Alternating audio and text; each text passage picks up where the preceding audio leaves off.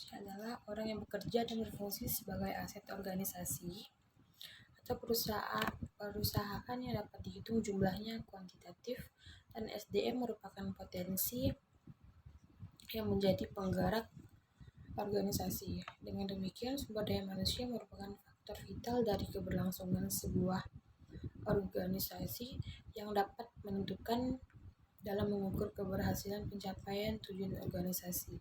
Sumber daya manusia yang dimaksud dengan orang-orang adalah yang siap pakai dan memiliki kemampuan untuk mencapai tujuan organisasi tersebut. 2. Pengertian manajemen sumber daya manusia. Sumber daya manusia merupakan faktor yang sangat sentral dalam organisasi apapun bentuk dan tujuannya. Organisasi dibuat berdasarkan berbagai visi untuk kepentingan manusia, begitu pula dalam pelaksanaannya, visinya yang dikelola dan diurus oleh manusia.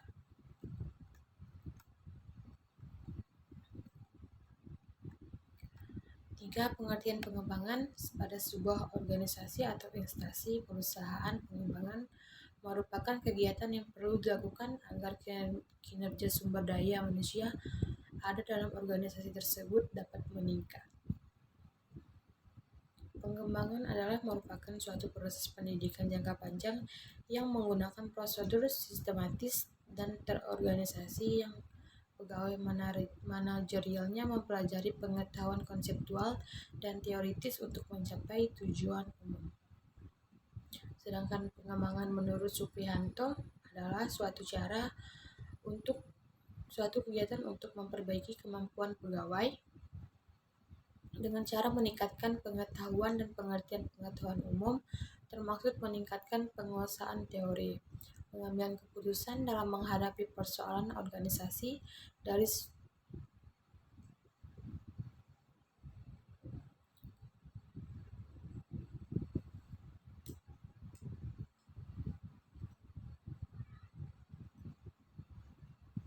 Dalam hal ini, pengembangan ditunjukkan pada para manajer atau staf agar mereka lebih mampu untuk mengelola suatu organisasi melalui pengambilan keputusan dan memperluas hubungan manusia.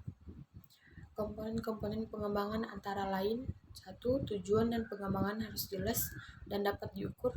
Maksudnya adalah setiap kegiatan yang dilakukan untuk pengembangan harus jelas kemana arahnya dan dapat dikerjakan dan harus disesuaikan dengan kondisi. Jangan mengada-ada dan dapat dipertanggungjawabkan. 2. Para pelatih harus ahlinya yang berkualifikasi memadai atau profesional. Maksudnya orang-orang yang dijadikan pelatih adalah orang yang mampu dalam melatih dan merupakan bidangnya agar hasil yang diperolehnya baik. 3. Materi pengembangan harus disesuaikan dengan tujuan yang hendak dicapai. Maksudnya agar materi yang diberikan itu tidak lari dari jalur atau tujuan yang hendak dicapai karena akan mengakibatkan kerugian. Tujuan dari pengembangan ialah meningkatkan penghayatan dan jiwa ideologi, meningkatkan produktivitas kerja, meningkatkan kualitas kerja, meningkatkan keterapan perencanaan sumber daya manusia, meningkatkan sikap moral dan semangat kerja, meningkatkan kesehatan dan keselamatan kerja, meningkatkan rangsangan agar pegawai mampu berprestasi maksimal, menghindarkan keusangan, meningkatkan kepribadian pegawai. 4. Pengembangan sumber daya manusia. Diperlukan segenap upaya untuk meningkatkan kualitas sumber daya manusia yang dimiliki, antaranya adalah melalui pengembangan sumber daya manusia. Mawansyah menyatakan bahwa pengembangan sumber daya manusia adalah upaya terencana untuk dilakukan oleh manajemen meningkatkan kompetensi karyawan dan kinerja dari suatu organisasi melalui program-program pelatih dan pendidikan yang pengembangan. Sedangkan Prasyansa menyatakan bahwa pengembangan sumber daya manusia dapat dipahami sebagai penyiapan individu dari suatu atau seseorang pegawai untuk memikul tanggung jawab yang berbeda atau lebih tinggi dalam organisasi. Berdasarkan beberapa pendapat di atas, dapat disimpulkan bahwa pengembangan sumber daya manusia adalah upaya untuk dilakukan oleh manajemen untuk meningkatkan kompetensi pegawai dan kinerja dari suatu organisasi melalui program pendidikan, pelatihan, pengembangan sumber daya manusia merupakan proses merubah sumber daya manusia yang dimiliki organisasi dari suatu keadaan lainnya yang lebih baik untuk mempersiapkan suatu tanggung jawab di masa mendatang. Berbagai cara yang dilakukan perusahaan atau instansi untuk melakukan pengembangan sumber daya manusia. A. Pendidikan dan pelatihan diklat. Pengembangan ini dapat berjalan secara optimal apabila dilakukan dengan cara yang terencana dan berdasarkan sistematik LAN dan DPG.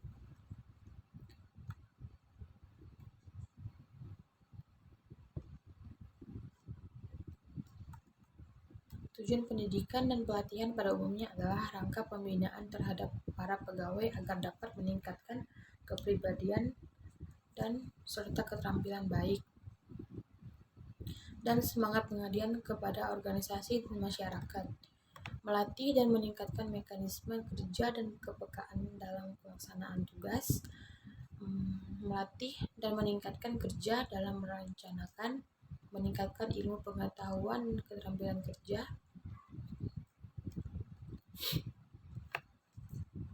Tujuan diklat adalah 1. Meningkatkan pengetahuan, keahlian, keterampilan, dan sikap untuk melaksanakan tugas atau jabatan secara profesional dengan dilandasi kepribadian dan etika PNS sesuai dengan kebutuhan instansi. 2. Menciptakan pegawai yang mampu berperan sebagai pembaharu dan perekat suatu dan kesatuan bangsa. 3. Memantapkan sikap dan semangat pengabdian yang bertoleransi pada pelayanan. 4. Mengayomi dan memberdayakan sumber masyarakat.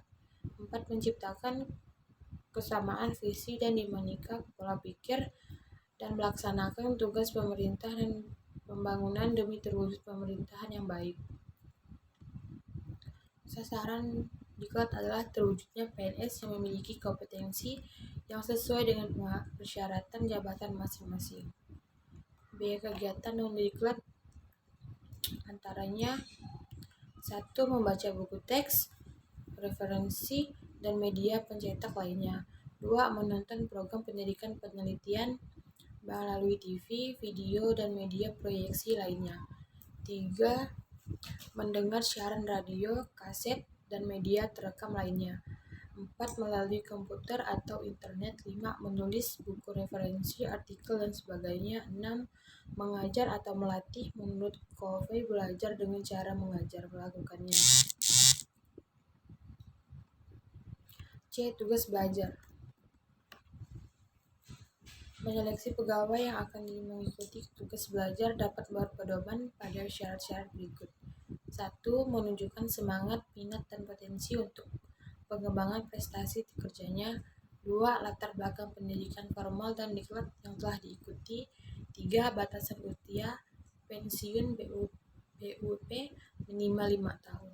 4. Pengetahuan akademik yang telah dimiliki sesuai atau adanya referensi dengan kurikulum pendidikan yang akan diikutinya. 5. Kesiapan fisik dan mental untuk mengikuti setiap tugas belajar. 6. Kesiapan bahasa Inggris atau bahasa lainnya yang dipersyaratkan oleh perguruan tinggi tempat tugas belajar. Promosi. Pentingnya promosi bagi pegawai adalah salah satunya reward dan insentif. Ganjaran perangsang. Adanya ganjaran perangsang ini berupa promosi meningkatkan produktivitas kerja seseorang pegawai.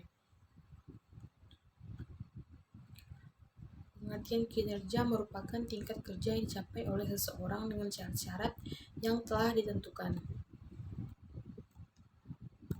Pegawai adalah sebuah awalan yang menunjukkan arti orang yang mengerjakan atau mempunyai pekerjaan seperti yang disebutkan oleh kata dasar, sedangkan gawai berarti kerja. 7. Kinerja pegawai.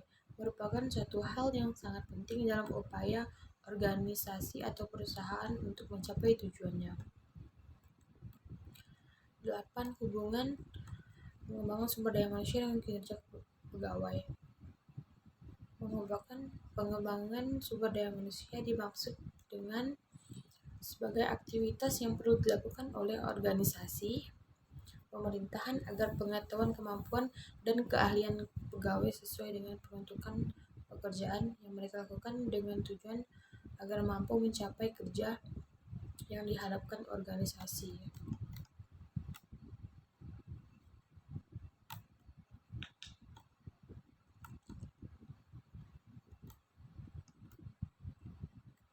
Bab 3. Metode penelitian. Jenis penelitian yang digunakan oleh penulis yaitu penelitian eksperimentasi, yakni penelitian yang bertujuan untuk menganalisis pengaruh antara satu variabel dengan variabel lainnya. B. Lokasi dan waktu penelitian. Penelitian ini dilaksanakan di kantor Badan Pengelolaan Keuangan Daerah (BPKD), Kabupaten Takalar, Jalan Jenderal Sudirman nomor 26 Takalar, Provinsi Sulawesi Selatan. Waktu penelitian yaitu tanggal 28 April 2018 sampai 28 Juni 2018. Definisi konsep adalah istilah dan definisi yang digunakan untuk menggambarkan secara abstrak kejadian, keadaan, kelompok atau individu yang menjadi pusat perhatian ilmu sosial. Tujuannya adalah untuk memudahkan pemahaman dan menghindari terjadinya interpretasi ganda dari variabel yang diteliti. D. Definisi operasional variabel pengukuhan. Semacam petunjuk melaksanakan bagaimana cara mengukur suatu variabel. Definisi operasional merupakan uraian dari konsep yang sudah dirumuskan dalam bentuk indikator-indikator agar lebih memudahkan operasional dari suatu penelitian.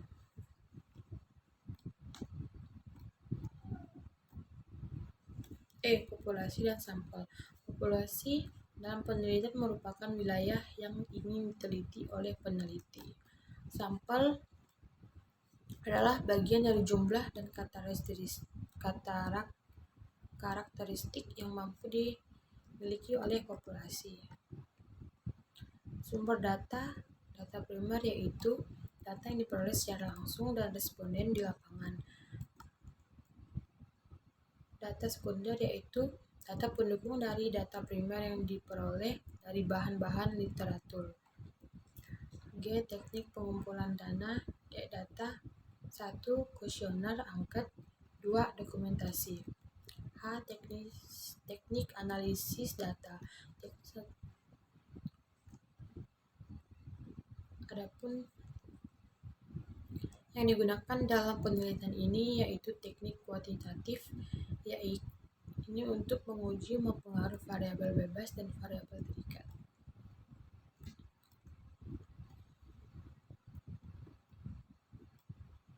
Sekian dari saya, terima kasih.